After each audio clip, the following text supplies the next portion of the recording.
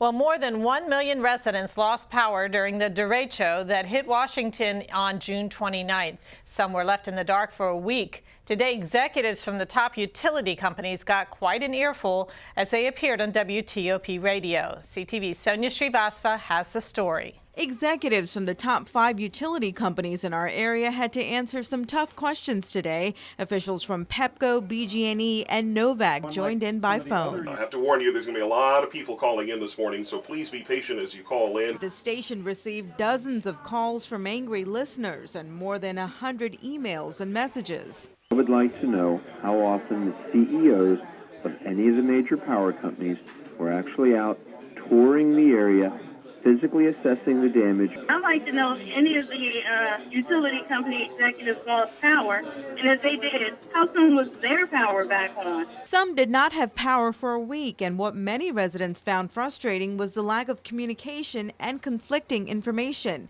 In some cases, customers were told they were restored when they weren't. When Pepco calls the customer back, gives them 3 options.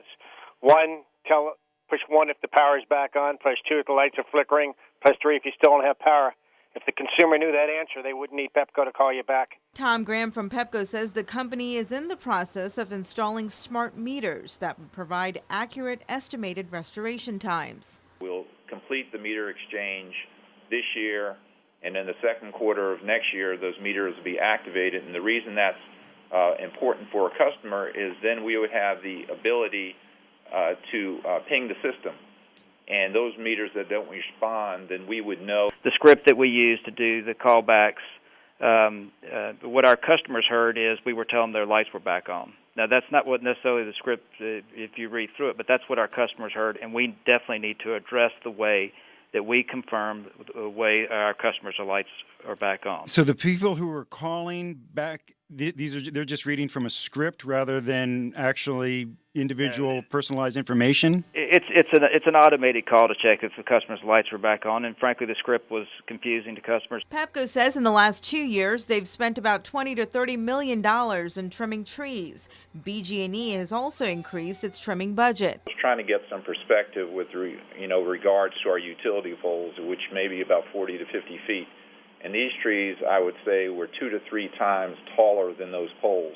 Now, many of the customers we talked to say this whole problem would be solved if power lines were underground. But the utility officials tell us it's not that easy and that having them underground poses its own set of challenges.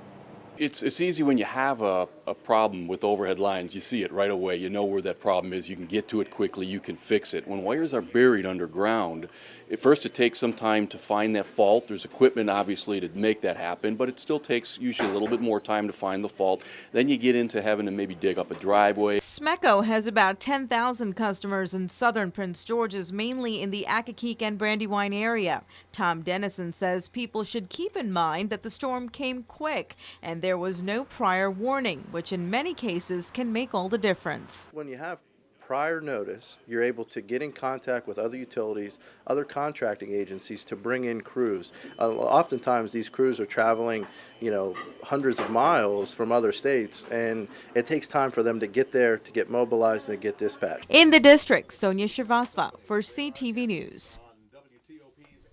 Meanwhile, it's a law that seems to be just for Maryland customers. Did you know that utilities can charge residents a fee for lost billings for the first 24 hours after a power outage?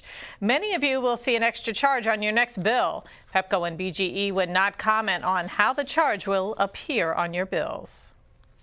Well, while Maryland customers may have weathered that storm, Northern Virginians had a much tougher time. The Council of Governments has organized a review of the June 29th storm that ripped through the region. Several deaths and injuries, widespread property damage, and severe communications and utility disruptions affected many local jurisdictions.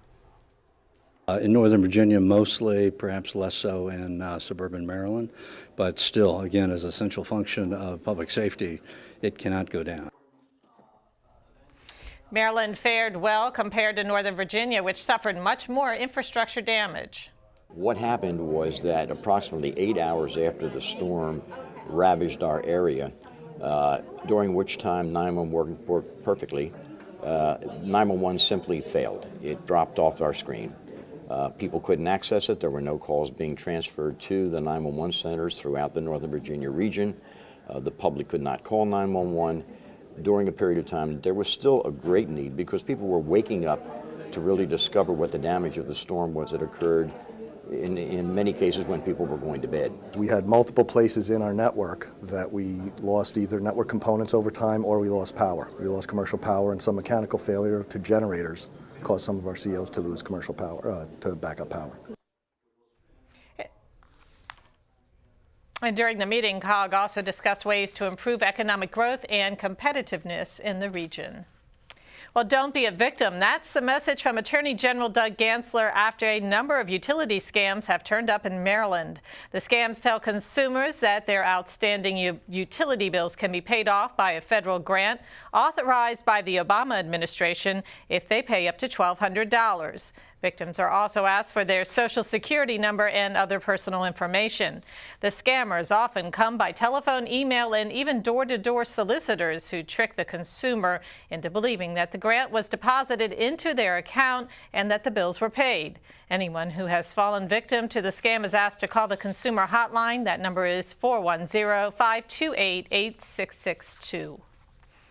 An Adelphi man could spend up to 40 years in jail for lying about what happened to his truck. Nestor Numohapi is accused of falsely claiming that his 2007 Chevrolet Tahoe was stolen. His insurance company then paid more than $43,000 for his claim. Moapi has been charged with 1 count of insurance fraud and 1 count of felony theft. The maximum fine adds up to $35,000. An arraignment is scheduled for July 30th. And you are watching CTV News. I'm Patricia Vallone.